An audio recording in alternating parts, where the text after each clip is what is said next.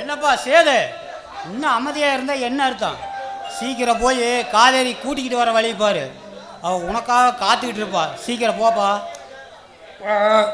தப்பு பண்ணிட்டேன்பா, ரொம்ப பெரிய தப்புன்ட்டேன். காவேரி என்னப்பா தப்புன்னா? நான் அவளை எதுக்கு தண்டிச்சேன்? தம்பி மேல இருக்க பாசத்தில் காவேரி எதுக்கு தூக்கி எறிஞ்சனே தெரியல.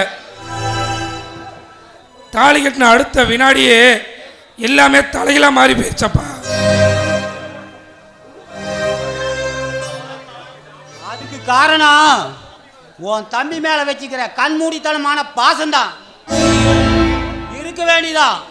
ஏன்னா எனக்கு அக்கற அவனுக்கு எல்லாமே நீதான். ஆனா காவேரி அப்படி இல்லை. உனக்கு எல்லாமே அவதான் இனிமே. ஓ, ஏன்னா இந்த வீட்டுக்கே அவதான் சொந்தக்காரி.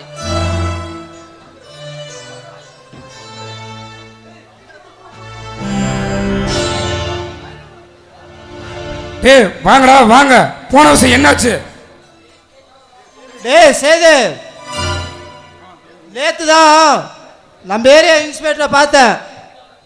3 வருஷமா அந்த பாண்டியா ஏரியாவில் தான் எஸ்ஐயா இருந்திருக்காப்ல.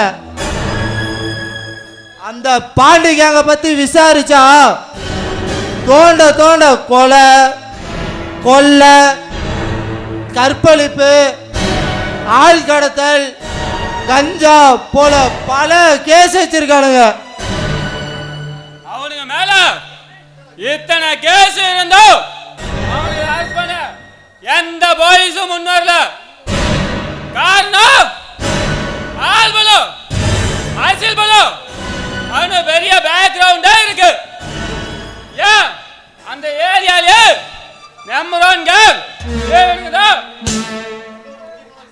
இன்னொரு முக்கியமான விஷயம், இந்த பாண்டி தேவாவுக்கு மேல இன்னொருத்த இருக்கான். அவன் தான் பாண்டியனோட அப்ப காசி, கட்டையங்காட்டு காசி. அந்த கேங்குக்கு அவன் தான் லீடர். இந்த உலகத்திலேயே அவனை மாதிரி ஒரு மிருகத்தனமான ஜென்மத்தை பார்த்திருக்க முடியாது. அந்த அளவுக்கு ஈவேருக்கு இல்லாத கொடூரமான மிருக ஜன்மாந்த காசு ஈசியன் சைக்கோ கில்லர்